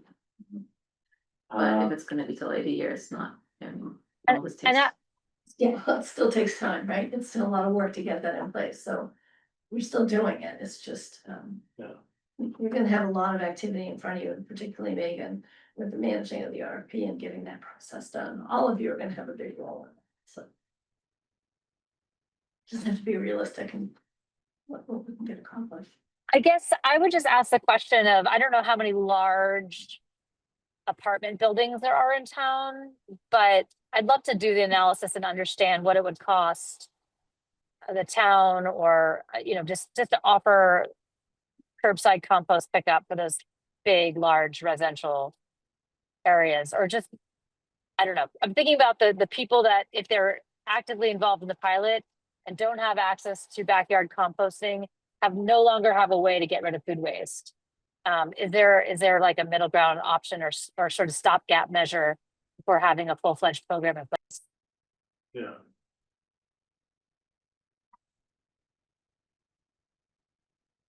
Any other discussion on composting for tonight? Only comment I would have is that the existing black earth is mixing it with leaves. They're not really doing they're doing aerobic, anaerobic digestion. Whereas if you went with a solely anaerobic process, you could recover the methane, generate power, you get more bang for your buck. There's a company that does that in Massachusetts as well. So, I mean, it seems like somehow the company went down this black earth path, which is fine. But there are other higher valued ways to recycle food waste. You could ask the Black Earth whether they've been thinking about that. Maybe they seem to have big facilities mixing yard waste and leaves and Okay. so we could ask Black Earth that certainly. It's bigger in Europe where they're doing this anaerobic digestion of food waste. But there's even a company in Concord that does it. It's called, Anyway, yeah. I will reach out to Megan on this because I was supposed to do it last month. But I dropped the ball on that. Moving on. Wendy, you promised us 2 seconds on Hanscom. Give Okay, me I 2 think you're right. seconds. So just a quick update, Massport had a review of the taxi e-way project that they're working on. They're resurfacing all of their the landing, the runways, and the taxiways at Hanscom.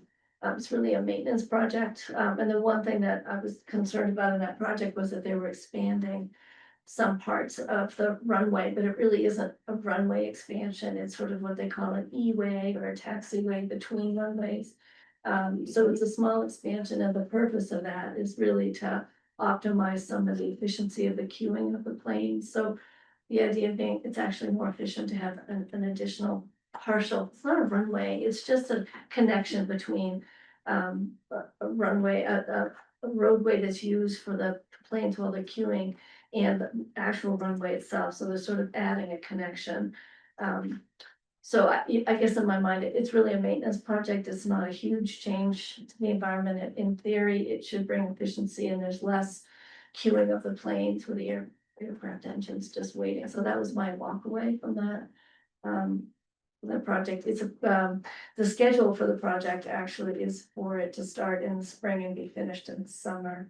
It says the new pavement is 1.9 acres, which seems like a lot. And maybe I wrote my notes down incorrectly on that. I don't really think it was quite that much. It might be that's all the repavement that they're doing, that might be really what that is. So it's just a quick update. So I don't think it's a big environmental impact. The other project, the Naval Hangar project is going through a review process now, and on August 29th, we'll see if they're gonna give them the waiver to the NEPA process, which would allow that small hangar project to go forward without the larger hangar project, the larger expansion being held up. So that, and that larger project has an environmental impact report, supplemental report that's due to come out in early fall. So that's what this committee should be concerned about when that comes out. But the timeline will be early fall. Early fall, I guess, September, October, yeah. So we may need to have agenda space reserved for Yeah. September. something like that, Yeah. Okay. Any discussion of that? And then we'll move on. Brad, I think you've got a letter for us to look at. Yeah.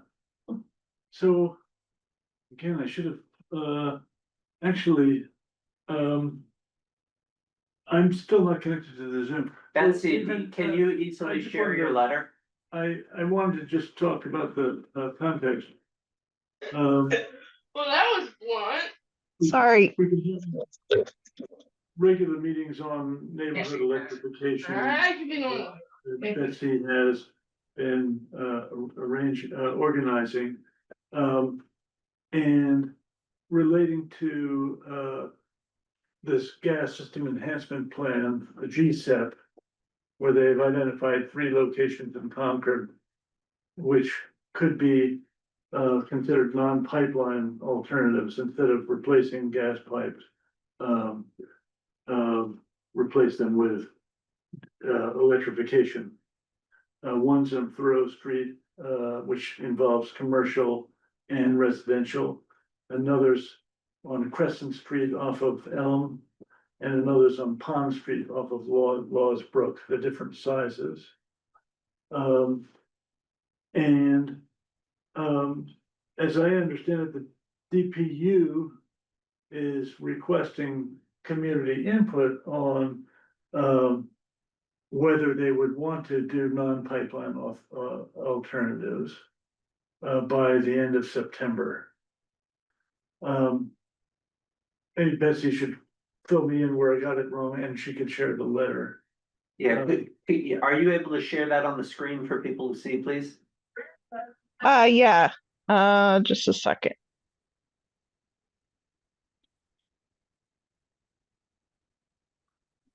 Open.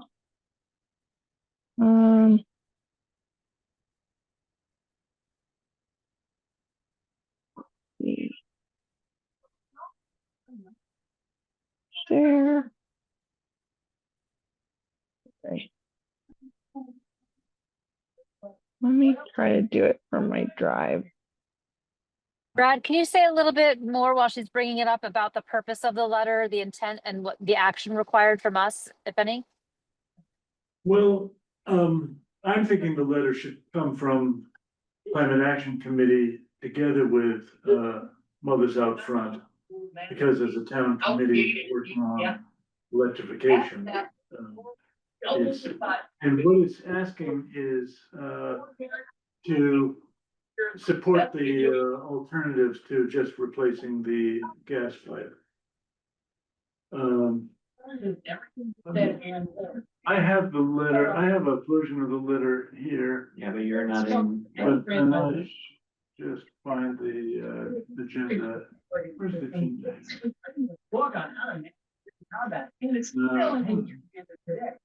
Okay, sorry. Did you give, yes, share. Okay. So, I mean, it's not gonna be very clear, but, let's see. That's fine. Okay, close that. Is it sharing? It's not sharing.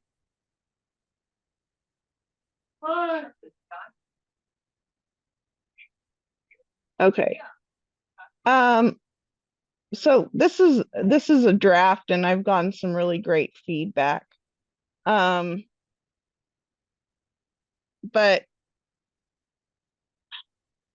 and I wish it was clearer. I thought I had it in a Drive document. That would have been clearer, but can you see that okay? Yeah, let's read it. Okay. So dear honored members of the select board, we greatly appreciate your ongoing leadership on issues that affect the health, safety, and sustainability of our community. Today, we write to bring your attention to important opportunities and responsibilities arising from recent changes to state climate law and Department of Public Utilities policy that affect local gas infrastructure planning. Why this matters, the Gas System Enhancement Plan, GSEP, is a state program through which utilities replace aging gas pipes. These projects, while addressing safety, are extremely costly to ratepayers and risk locking our community into decades more of fossil fuel dependence. Fortunately, under new climate law and DPW and DPU policies, municipalities now have the opportunity to advocate for cleaner, more affordable alternatives, such as electrification of entire streets or neighborhoods instead of costly pipe replacement. We respectfully request that you and relevant municipal staff, DPW, sustainability planning, etc., review local GSEP plans for 2026 to 2029. We encourage, excuse me, guys, be quiet. We encourage you to examine the attached fact sheet and the utilities filings for our municipality. If the information, so I'm going to change this and we need more complete information from the gas companies, but and I'm planning to do more educate and engage. But let's see. So yes, please discuss these plans with municipal departments and among elected leaders, ensuring awareness of both the financial burden on ratepayers and the opportunities for cleaner alternatives. Take action on non-pipeline alternatives. We ask you to consider writing to the DPU this fall to express your support for retiring gas pipes and pursuing electrification where feasible. Municipalities and residents may also submit interest in NPA segments before October 31st when the utilities file their new GSEP plans. Max, sorry, my kids are tuning up. So we're asking for, okay, do you guys want me to stop? Sorry. Well, that's good. I think that you covered the most important things. Yeah. So the ask that you're making is for us to write to the select board and not directly to DPU? Right. Well, they think that it's a good question. I think the select board writing to the DPU has a good impact. Yeah. Yeah, I mean, they are looking for specific, like official municipal voices speaking in support of this. If hypothetically, if the Climate Action Committee, which is an official municipal voice, were to write directly to the DPU Right, instead of telling the select board that they need to be the ones to do it. well, yeah. The select board is closer to the action of, you know, where National Grid is ripping up the streets. And the planning, maybe it's the town manager that. Well, the select board has to approve it. They have to. Oh, the select board has to approve it, so We have that's to what, approve their plans. that's, Mhm. I that's see. important. Right. Uh, But Just- you're asking us in this letter just to seek alternatives, right? You Somebody- No. No, What are you so trying to do here? So- there's a couple of, so a non-pipeline alternative is basically converting the buildings, you know, on the street to either, air source or ground source heat pumps. Yeah. I'm particularly interested in, you know, the geothermal network Yeah, yeah, yeah, possibilities. yeah. Could we get them funded? Mhm, But there's other places where that might be difficult. mhm. And these are 3 locations in town. Some of them are, you know, fairly dense, like the Rose Street. Right, Others right, are much, you know, larger, single-family homes. right, They're all interesting. right. In fact, we would like to, we want to survey, homes in those neighborhoods Mhm, and find, and let them know about options mhm. and gauge their interest. As customers, whether they, you know, might like to get off gas. And that, Recognizing that the time is 9:05 PM and in the interest of expediting this deliberation, I would like to hear a motion of some kind. yeah, I might suggest that that motion be to memorialize you to perfect a letter and send it to the select board on behalf of the Climate Action Committee. yeah, together with Betsy, who's wrote the letter, I think, I think we should do that. Okay, could you clean that up into motion that you want to make so that we can move this forward? I propose that the Climate Action Committee, join with this group to make a letter, to the select board. This letter is pretty much done. It needs maybe a little cleaning up, but this is, the essence. And that you will be the person in charge of getting that done with no further approval from our board, correct? Yes, Is there a second? I'll second. Any other discussion? I think it sounds great, do it, okay, that's what I think. okay. Yes, thank you very much. Yeah, Okay, thumbs up from Shelley, then the question, the other question relating to this is if we do some surveying of residents, which may involve door knocking, or, I'm not sure exactly how we'll do it. Does anybody on the Climate Action Committee, want to help with that? I'd volunteer, Pat, with that. depending on the actual specifics, yeah. Okay. So that's very useful. Could this also be something we put at our table Betsy, did you have a comment? Maybe on Sunday, it doesn't, on Ag Day? Ag Day, it seems like it's. Sorry, no, I was just saying thank you. Trying to do that silently. Sorry. Thank you. But we haven't voted yes yet, give us a minute. I mean, if we can get it ready for Ag Day, sure, Right, a petition, you mean, or a, yeah. Yeah, yeah, I mean, Betsy. we have a pretty complete petition that's ready. Right. Now, for most residents in Ag Day, they're somewhere else in town and, you know, it may or may not be, applicable, but it is good for people to know about it and express their interest. It's, yeah, All are we right, having a vote? eventually, any other discussion? Great opportunity. Yeah. And I wanna think more about this bonding bill thing. Well, you may be wearing a different hat, want to think about how Mass Energize can take advantage of MVP grants when the time becomes appropriate for that.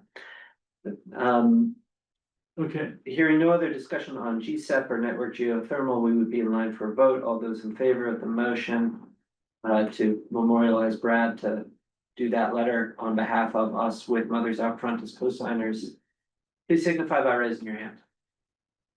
okay, All those opposed? It's unanimous. good. Any other Thank discussion you. on network? You're welcome. Thank you for bringing this to us. And for the impromptu presentation. Any other discussion on network geothermal issues? No, Anybody have anything on school solar projects? Are we ever gonna have school solar projects? I don't know the status. Okay, Pat Murphy. all right, we're finally in line for public comments. Betsy, Mark, you got any parting shots for us? Yeah, I just want to say, that, you know, in parallel with the RFP and the preparation of the new plan, the Transportation Advisory Committee and staff and stuff is working on better, you know, initiatives to enhance, transportation modes, including maybe starting up a little bit of, effort towards some public transit, you know, either connecting certain places with fixed routes or connecting to adjacent towns or first last mile.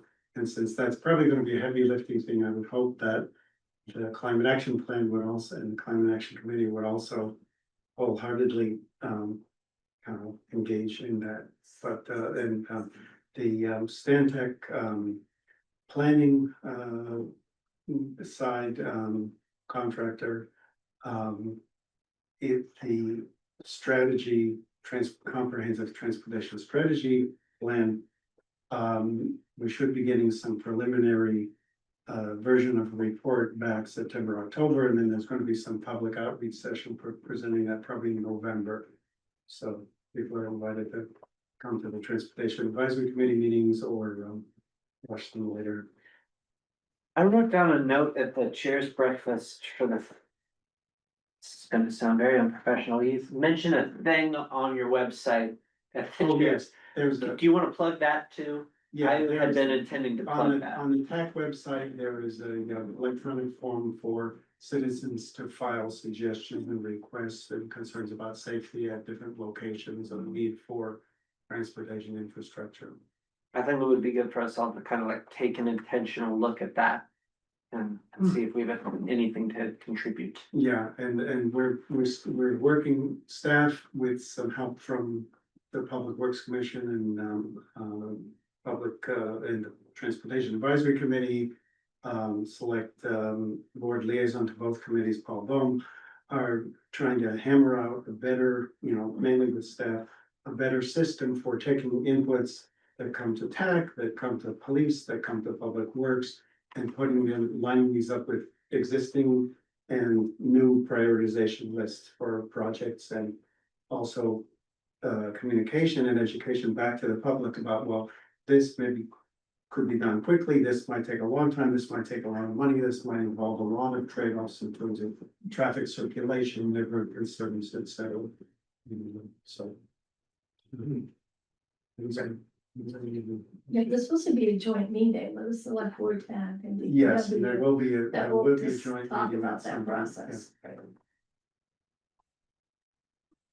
Great, I think we are in line. Betsy, did you have anything else as a member of the public to contribute? Just that I know that probably my neighbors that have been composting, because we're renters and we compost through Black Earth. And I think probably my neighbors are a little disappointed about it, but I also feel like it is kind of low hanging fruit and there is other stuff that should take a much higher priority right now. So just wanted to echo that. That's all. Thank you. Noted, yeah.